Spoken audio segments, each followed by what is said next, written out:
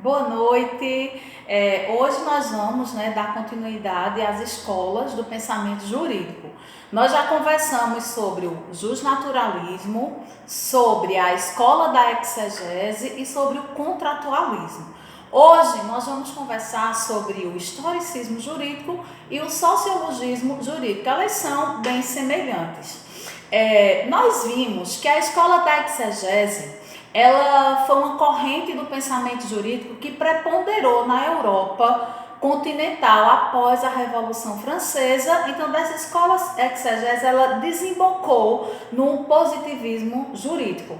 Essa escola, ela firmou seus conceitos e princípios que ainda eram usados, na dogmática jurídica contemporânea, derivada também do positivismo jurídico, que teve o seu apogeu no século XIX, principalmente após a codificação francesa, que foi o Código Francês de Napoleão, de 1804, que impulsionou a ascensão da escola exegésica.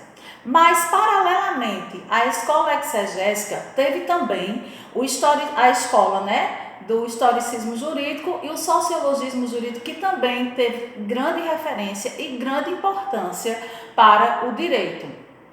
É importante a gente frisar que o historicismo jurídico ele vem de um movimento muito mais amplo, que é o historicismo. O historicismo, seu principal representante é Karl Marx, mas aqui eu não vou aprofundar na história de Marx, na questão do socialismo, só para vocês terem a ideia que o principal precursor do historicismo é Karl Marx. Na hermenêutica, o grande precursor também do historicismo é Dilthey. E é facilmente identificada essa característica de Marx nas suas obras. Para o historicismo jurídico, a gente pega os fundamentos dele, que é o materialismo e o determinismo antimetafísico.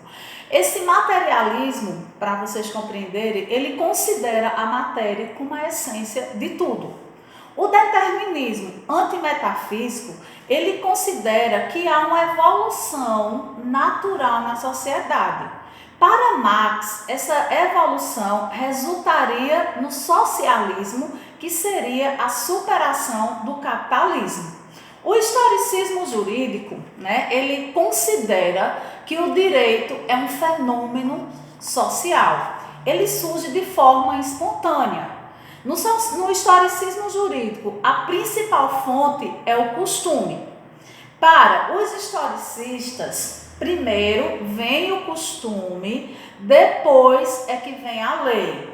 Para eles, a lei ela deve ser compreendida a partir do costume da sociedade.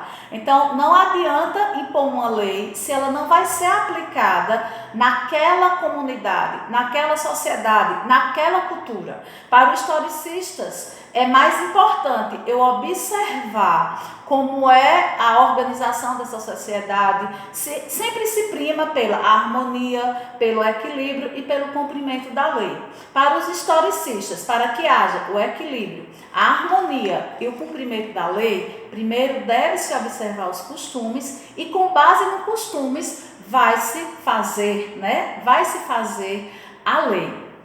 O principal representante da escola do historicismo jurídico é o alemão Savigny. Em sua teoria, ele afirma que o direito não emana do Estado.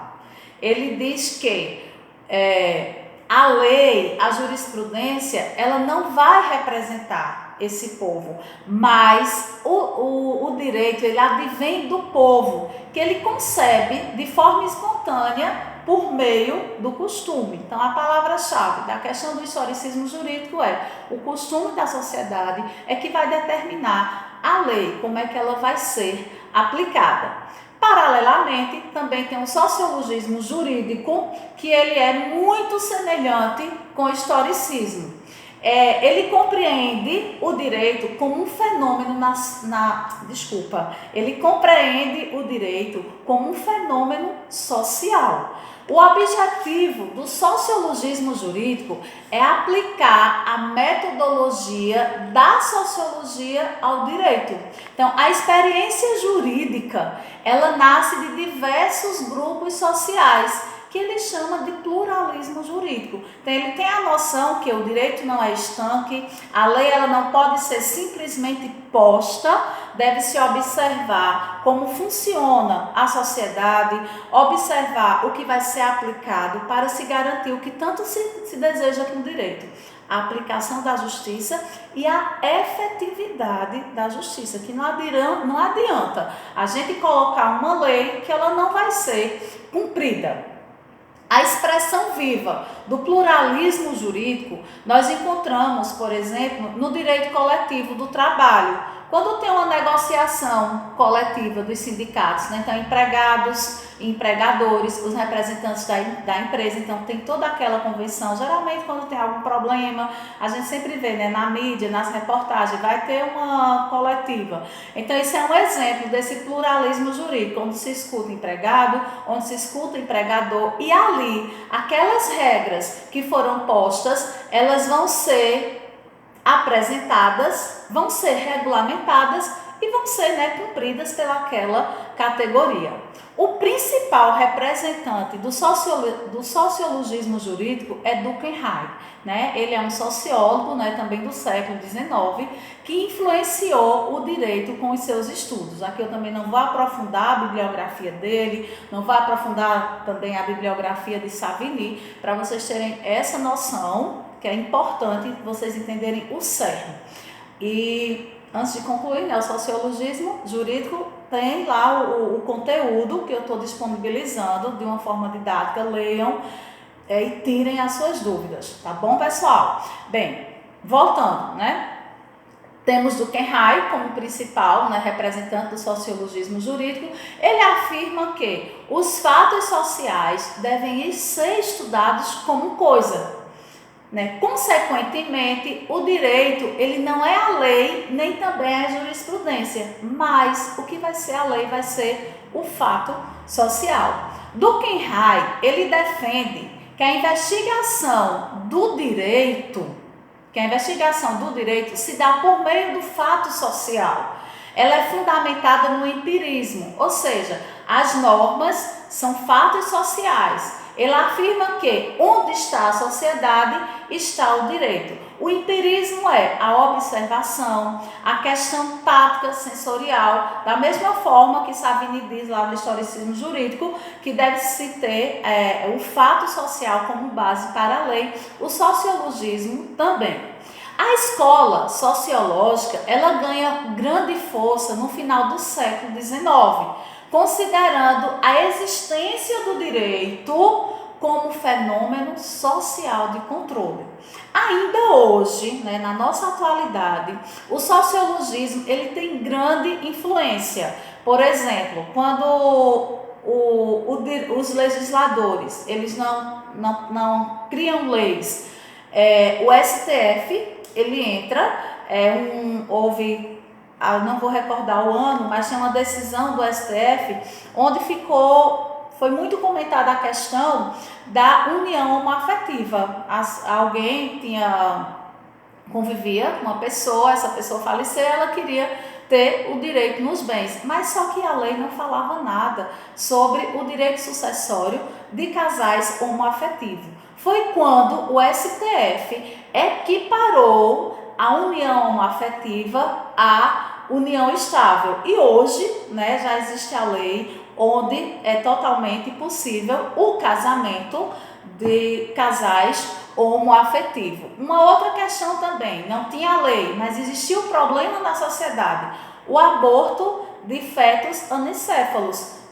Ou seja, a mulher fica grávida, quando vai fazer a ultrassom, vê que o bebê não tem cérebro e a lei hoje autoriza o aborto. Isso é uma polêmica, né? Existe a corrente que é contra, tem a corrente que é a favor, mas hoje o direito já autoriza, por ser considerado o juiz competente para julgar é o juiz da vara criminal com competência de júri, ele é porque é um atentado contra a vida. Então, o juiz aqui vai analisar se realmente trata-se, né, de um feto anicéfalo. Então, a lei também não trazia, então o STF vem determinar. Então, é quando se diz que a lei não regulamenta determinada ação, algo que está ocorrendo na sociedade. Aí é onde entra Durkheim, onde entra Savigny e diz, o direito não está sendo suficiente. É a sociedade que diz como aplicar essa lei. Então, esse é um exemplo concreto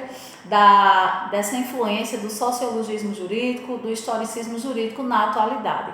Embora são aspectos importantes, mas ele também tem um ponto negativo, que ele diz assim: se valoriza de forma excessiva a jurisprudência, trazendo insegurança para o ordenamento jurídico. Ou seja, os juízes, eles têm os seus entendimentos e vão fazendo as suas decisões com base nas jurisprudências, onde nós já até dialogamos sobre jurisprudência em aulas passadas. E existem jurisprudências distintas para o mesmo assunto. Então, isso vai ficar muito ao critério, ao entendimento daquele juiz que está analisando o caso. Então, a doutrina ela diz que isso vai fragilizar o direito, porque não vai ter, às vezes, uma jurisprudência única para um único caso, mas jurisprudências distintas para o mesmo caso. Então, esse é um ponto negativo que ele aborda sobre a questão do historicismo e do sociologismo jurídico.